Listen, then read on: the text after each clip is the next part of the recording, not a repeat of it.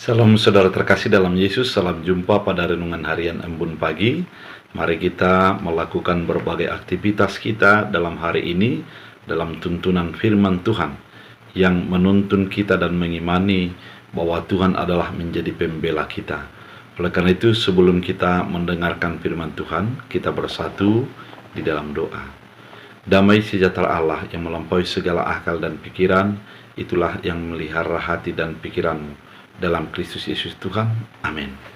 Saudara terkasih, firman Tuhan untuk kita pada hari ini diambil dari Mazmur 6 ayat 8. Dalam bahasa Batak Angkola dikatakan, "Uak kana jahat, morot mahamu madung ditangyon Tuhan tangiski." Dalam bahasa Indonesia, "Menjauhlah daripadaku kamu sekalian yang melakukan kejahatan, sebab Tuhan telah mendengarkan tangisku." Demikian firman Tuhan.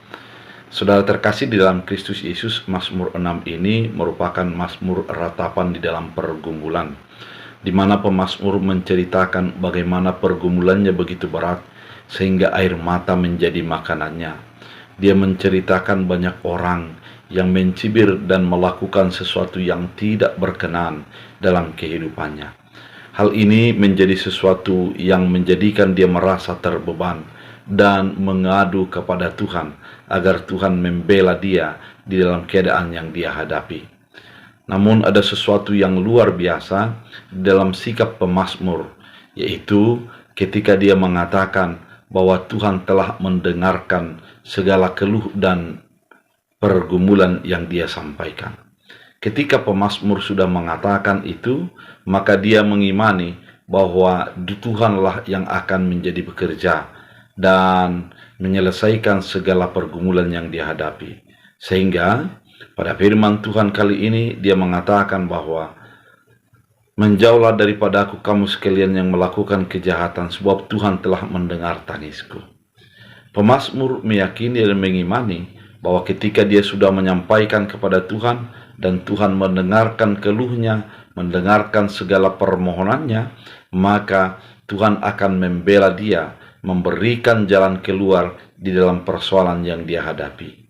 Orang-orang yang bermusuhan dengan dia akan menjadi berhadapan dengan Allah dan dia akan dihalau daripada segala kejahatan dan perbuatan-perbuatan yang kurang berkenan. Saudara terkasih di dalam Kristus Yesus, ini membuat sebuah teladan bagi kehidupan kita. Sebagaimana pemazmur yang terkadang di dalam kehidupan terjepit, dalam kehidupan yang dimusuhi oleh orang sekitarnya, dia tidak menjadi mengeluh dan mendendam kepada orang yang melakukan yang tidak berkenan itu. Namun yang dia lakukan adalah menjadi curhat kepada Allah, menceritakan apa yang dia pergumulkan itu kepada Allah, bukan kepada manusia, bukan orang di sekitarnya. Dan setelah itu dia mengimani bahwa Tuhan pasti membela dan menghalau dia dari segala persoalan yang terjadi. Saudara terkasih di dalam Kristus Yesus, keadaan ini mau membimbing kepada kita sebagaimana pemazmur. Kita harus mencurahkan segala isi hati, pikiran, dan perasaan kita kepada Tuhan. Dan kita menceritakan segala keluh kesah itu agar Tuhan menjadi turut campur tangan untuk membebaskan kita di dalam segala keadaan yang kita hadapi.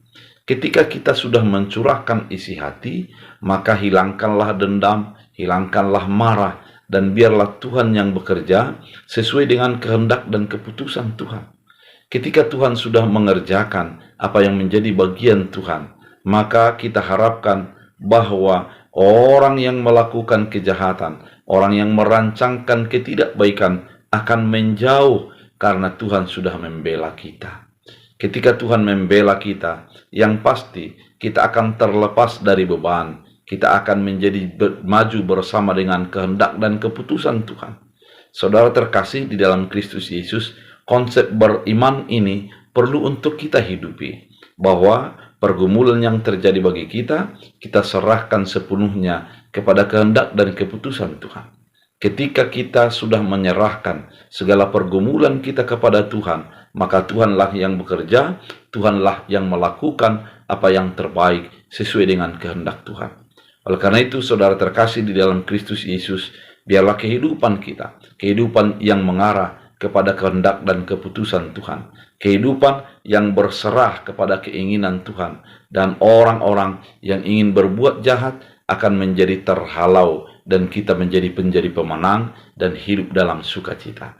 Oleh karena itu, saudara terkasih, biarlah firman ini menuntun kita untuk menjadi memiliki curahan hati, curahan jiwa kita hanya kepada Tuhan, dan biarlah Tuhan yang membela dan yang bekerja untuk melakukan kehendak-Nya bagi kehidupan kita. Biarlah firman ini menjadi penuntun dan kekuatan baru. Kita berdoa.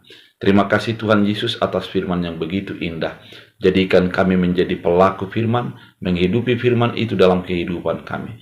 Jadikan kami menjadi hidup sesuai dengan kehendak-Mu, mencurahkan hati pikiran kami kepada keputusan dan kehendak Tuhan.